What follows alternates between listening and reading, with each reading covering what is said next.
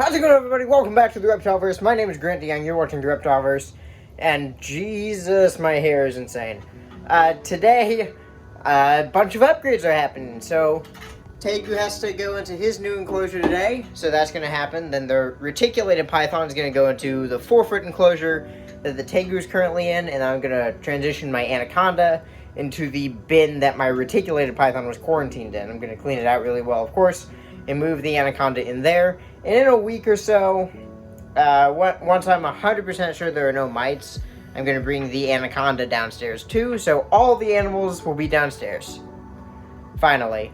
But the first thing I have to do is I have to get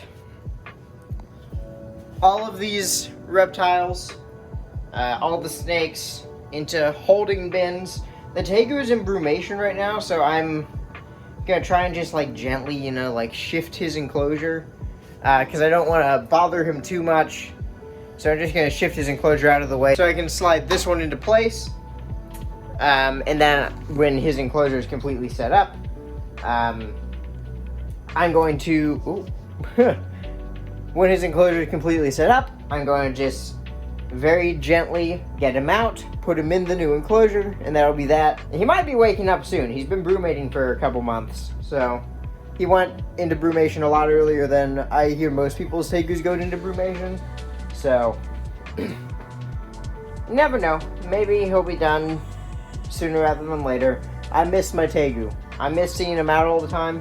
And I can't wait until I see him out all the time in this monster of an enclosure. Okay. Gonna get to it. Not gonna film the whole process because I can only listen to my podcast on my phone. And I don't have a camera to film with, only my phone. So...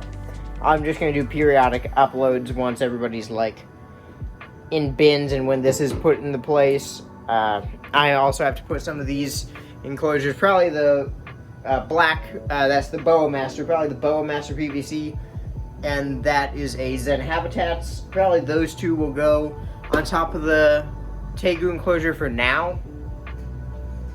I'm not always going to have two enclosures on top of this one. I'm going to have a 6-foot enclosure on top of this enclosure at some point. And then once the 6-foot enclosure is put in place, I'm going to build a bunch of 4-foot enclosures, a bunch of 4-foot enclosures like this one. Same way I'm doing the 6-foot enclosure, plywood, because I want to have them all with the cool Universal Rocks backgrounds. So that is what's going on. So without any further ado, I'm going to get to it. Don't have a lot of time left in the day to be doing this, so I need to go ahead and get it done. Alright, got this mountain of topsoil.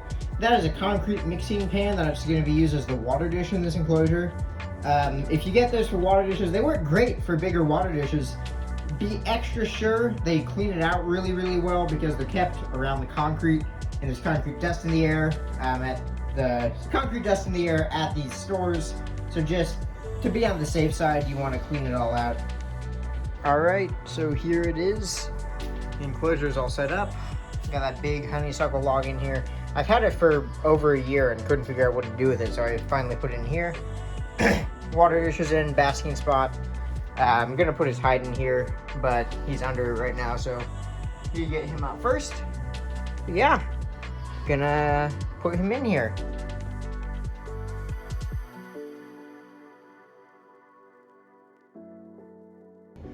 Alright, so Tegu is getting settled into his enclosure.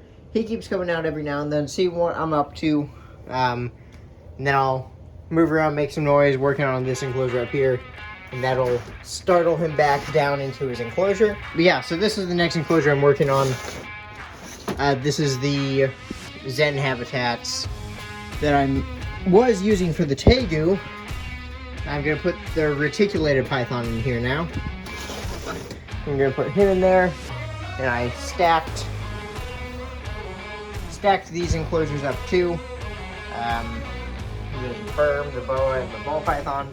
They all have mites right now, and she has a little bit of a nose rub issue. Need to figure out a way to get her to stop rubbing, because you can see, I can't really see it very well there, but there's a raw spot on the top of her head, and there we go. And a couple of messed up ones under her jaw, so I'm gonna trying my best to get her to stop doing that because I don't want her to hurt herself anymore. Yeah, so I'm just seeing what, maybe, see, she's doing that, and that's causing issues. Because she's wedging her head between the substrate lip and the doors to the enclosure, and that is causing like scabs under her chin and on top of her head. If she keeps doing it, I may just kind of put paper towels, stuffed paper towels in that part of the door, and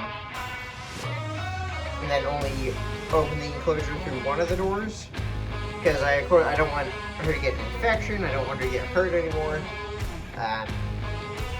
which is another reason why, even if I didn't have mites right now, with her doing that, I would probably still put her on paper towels just to keep everything really sanitary so that those wounds can heal up without any risk of infection, because this is just super sterile. But yeah, so the future plans for the reptile room, I still have the house snake over there, so I need to figure out exactly where I'm going to put that bin. But the African house snake is probably going to actually go up there. But I'm going to build 4-foot enclosures, floor to ceiling, all up here. Probably going to be a little bit shorter than this white one, for about the size of the black one down there. And all the snakes are going to get 4-foot enclosures. And then when I get my own house, I'm going to build like some walk-in enclosures. Like Sirius here is going to get a big walk-in enclosure, so is the retic. My anaconda and my boa, of course, are going to get walk-in enclosures. But yeah, so that's kind of what's going on in the reptile room.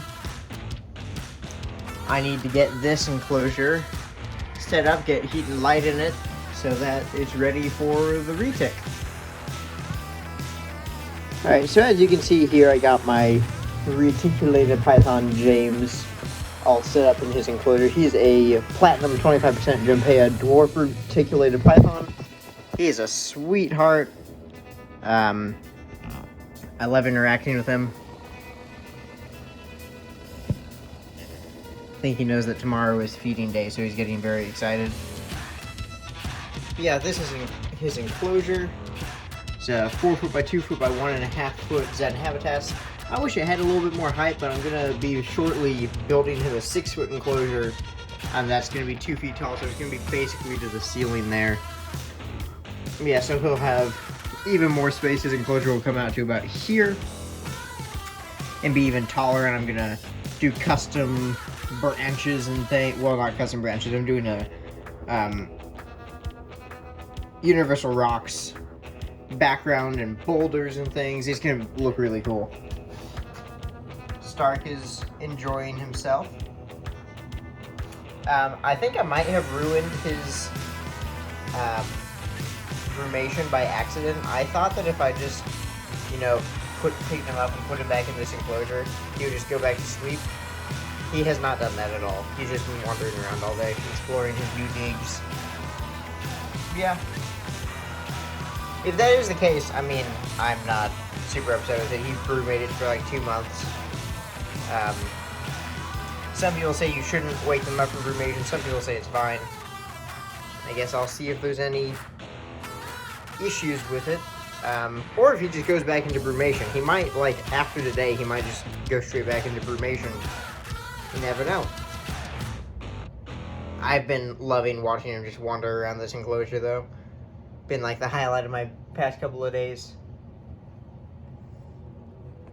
Alright, thank you all so much for watching. I did decide not to upgrade the anaconda in this video, just because I want to really make sure that he's eating well before I do that again. I don't want him to go off food again.